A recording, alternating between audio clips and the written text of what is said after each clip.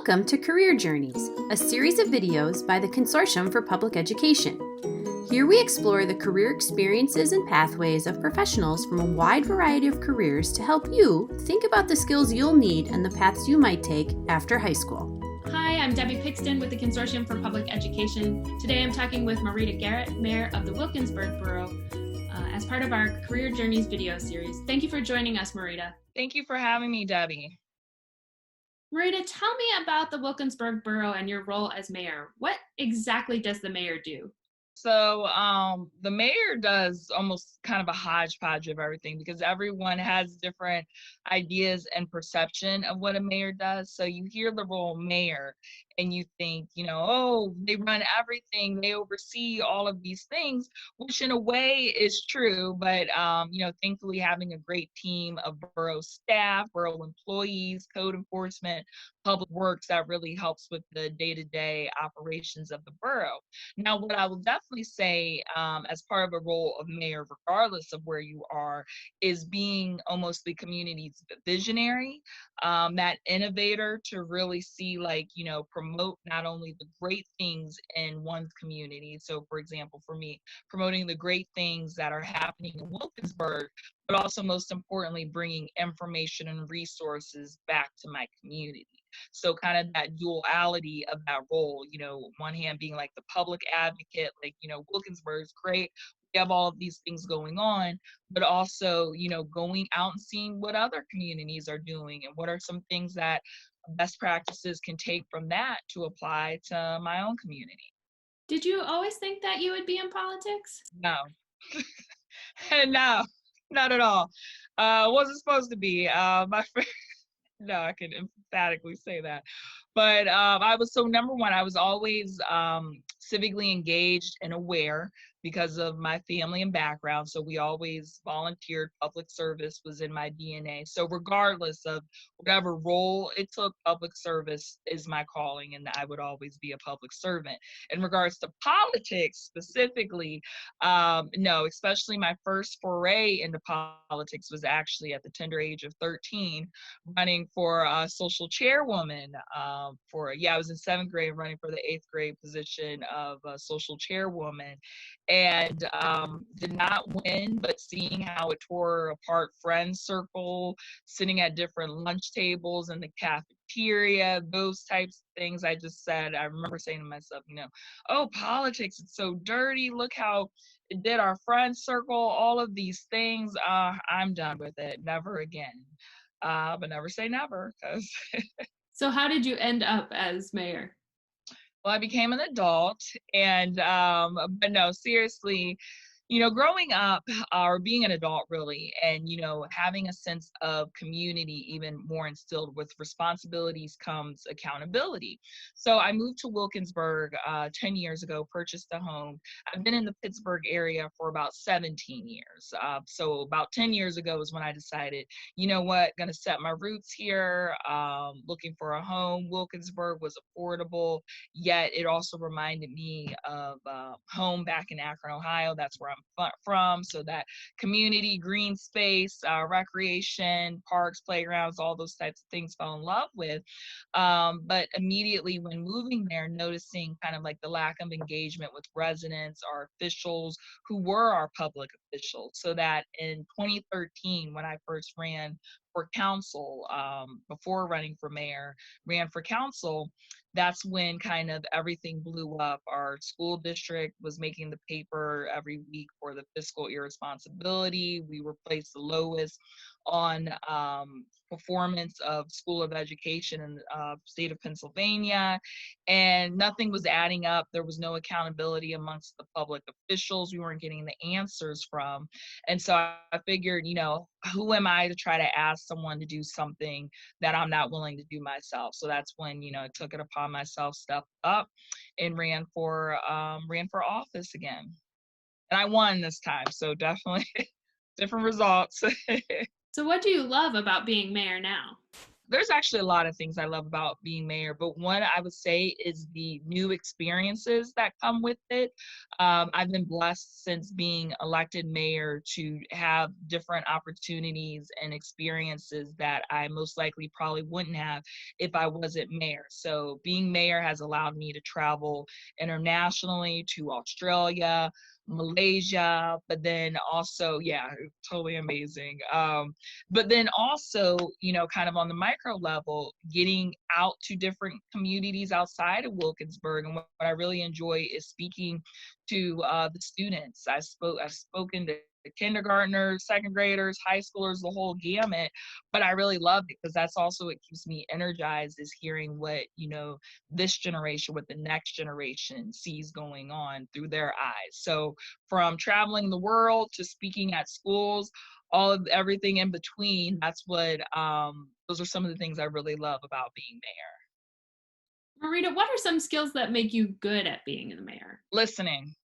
Listening and having great people skills, which also comes from listening.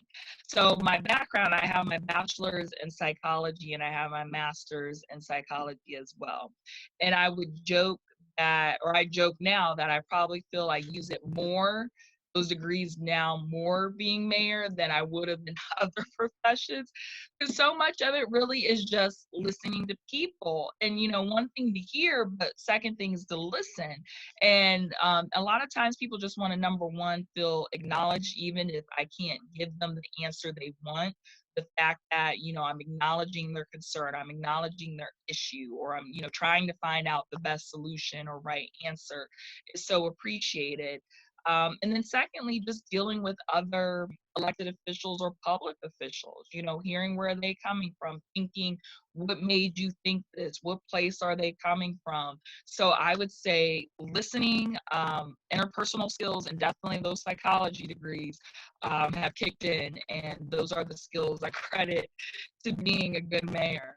What does a typical day look like for you? Even before this pandemic, every day was different. Every day was absolutely different. So it kind of, depends. I start off my day, preferably with exercise if I can, because if I don't get it done later, it's not going to happen, just being honest. But, checking the emails, checking in with my chief. So as mayor of a borough, I oversee, or mayors oversee, the police department and public safety department. So I actually oversee our police department.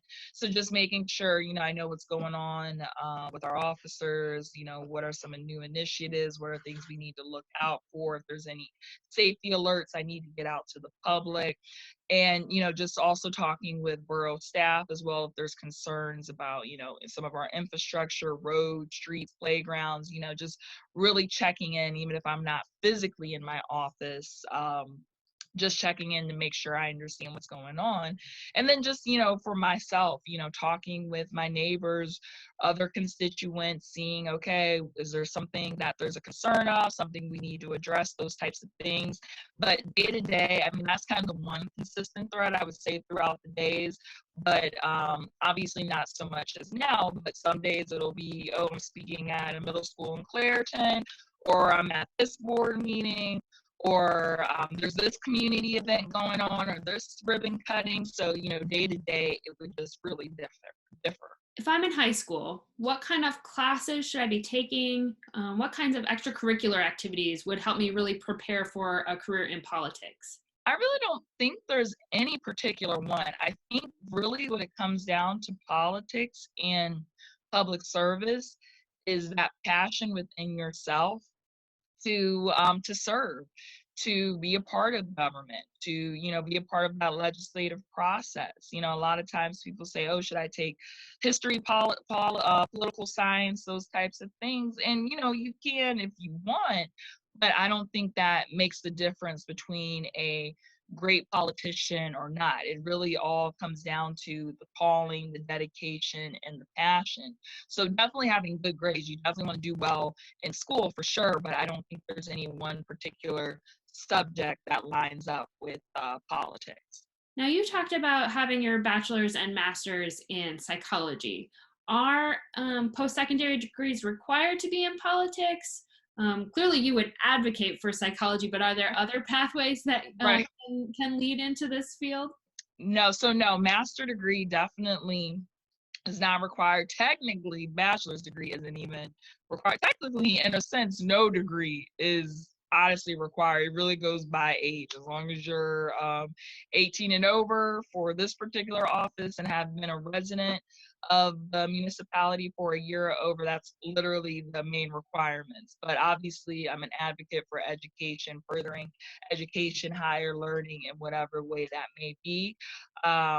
Obviously psychology, but I think other topics or subjects like sociology, social work, things dealing with, social science, social services, things that teach those heightened interpersonal development skills. I think those types of things are helpful as well too.